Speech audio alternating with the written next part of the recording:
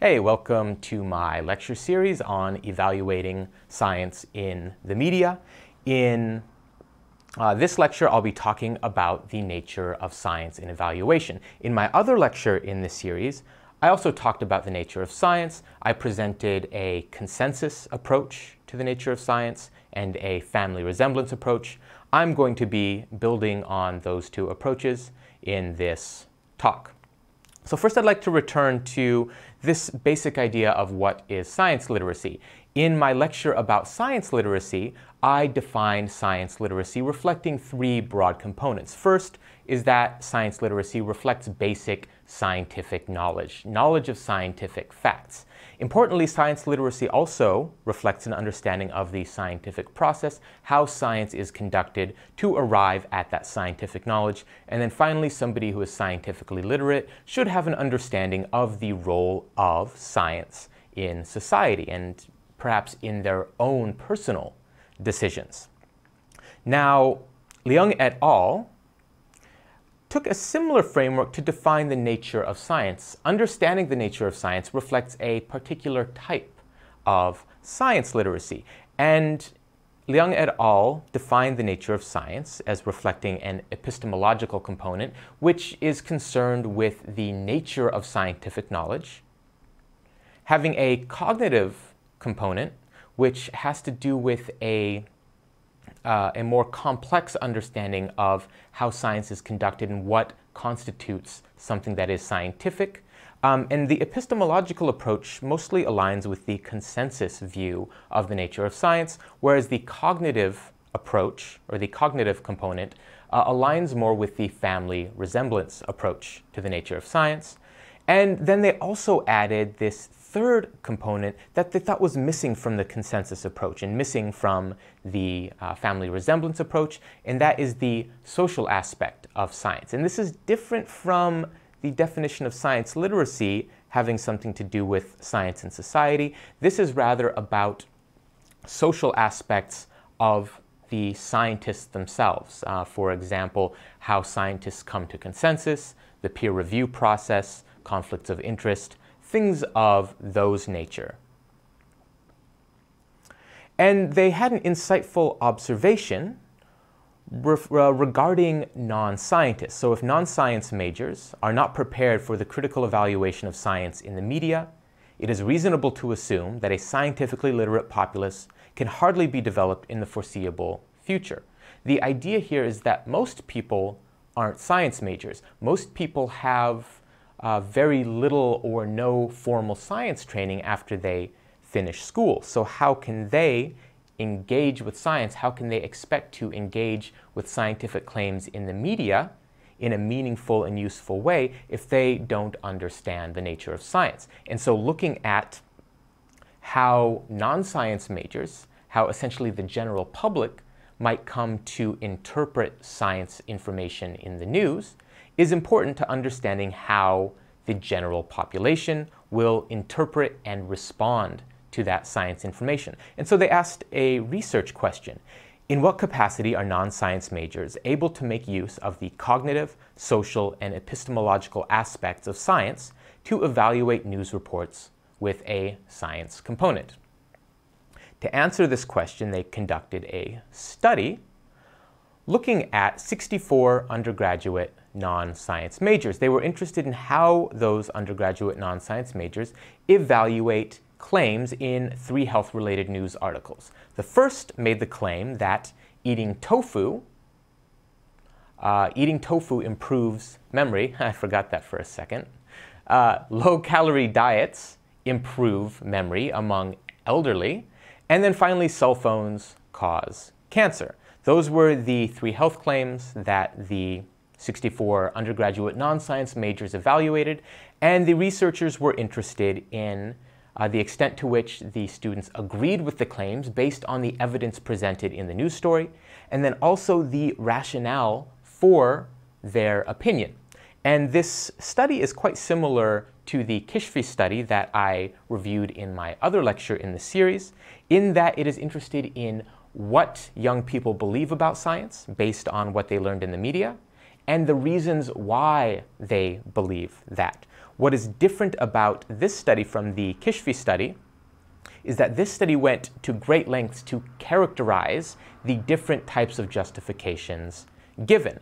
And they categorize these justifications into three broad categories. First, do the justifications concern the empirical or theoretical adequacy of the claim? This has to do with things like truth, precision, simplicity, etc. The second major category had to do with the completeness of information. Essentially, was there a lot of evidence provided? Scientific claims should be based on a good amount of evidence. This is why meta-analyses are used in evidence-based medicine, because there is a lot of evidence supporting those claims. So the quantity of evidence is also important. And then the third category in which these justifications were categorized was the social aspects of the sources. So the social aspects of the science itself, looking at things like consensus, conflicts of interest, etc. And so what they found in analyzing the justifications that these undergraduate students gave was that there were, of those 3 news articles, 64 students, there were 1,146 justifications given, which fell into 20 categories based on the analysis done in the study. And I'm going to go through the 5 most common categories. First was the generalizability of the claim presented in the story. And so here's a comment from a participant. The sample size is so small that it is not even representative of the elderly in a small town, not to mention the elderly all over the world. Moreover, men were not included in the project, making the claim less valid. So this reflected an understanding that scientific claims should be generalizable in order to be meaningful to large populations, in order to be broadly informative and useful. The second most common justification had to do with expert consensus. Here's an example. There are a lot of comments that go against this study. For example, the FDA, that's the US Food and Drug Administration, announced on its website that if there is a risk from these products, and at this point we do not know that there is, it is probably very small. And so this is a recognition that competing viewpoints can call a claim into question. And again, this is a reason why there needs to be a large body of evidence in support of one side over the other before that side can be said to be correct. The third most common justification given had to do with the comprehensiveness of arguments. For example, the preparation and cooking methods of high soy content food vary significantly. So it is possible that the preparation and cooking method leads to an increase in memory loss instead of high soy content being the only reason.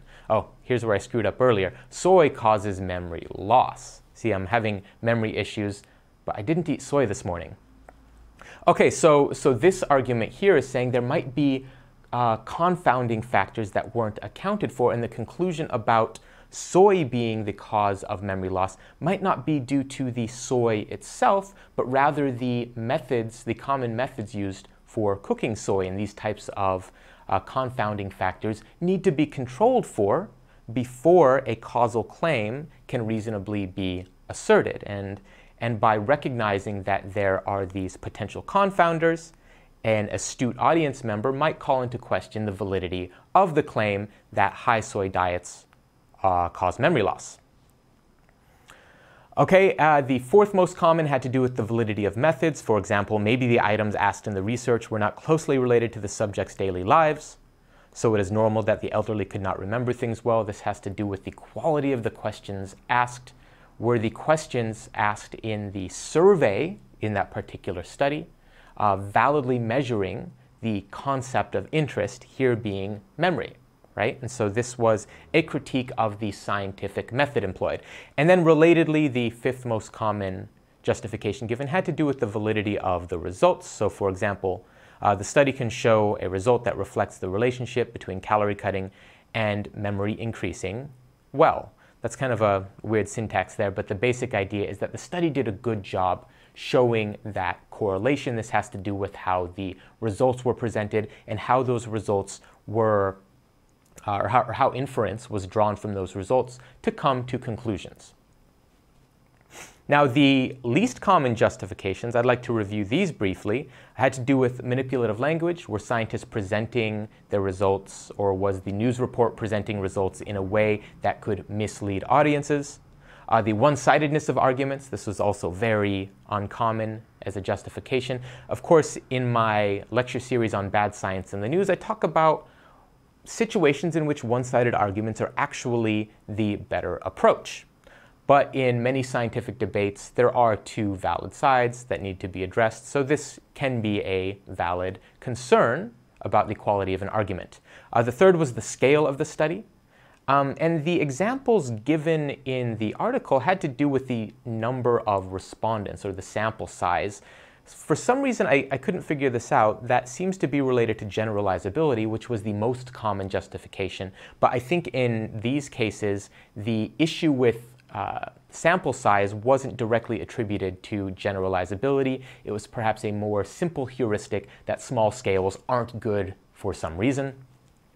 Then the next least common justification had to do with the replicability of the study. This is actually an important observation that audiences can make and that can really inform their evaluations. So it's too bad it wasn't mentioned more often, but this goes back to the idea of the number of, or the quantity of evidence. Replications create a greater quantity of evidence for a particular result, which lends credence to a particular hypothesis or to a particular theory, or can inform evidence-based decisions because that finding was shown repeatedly.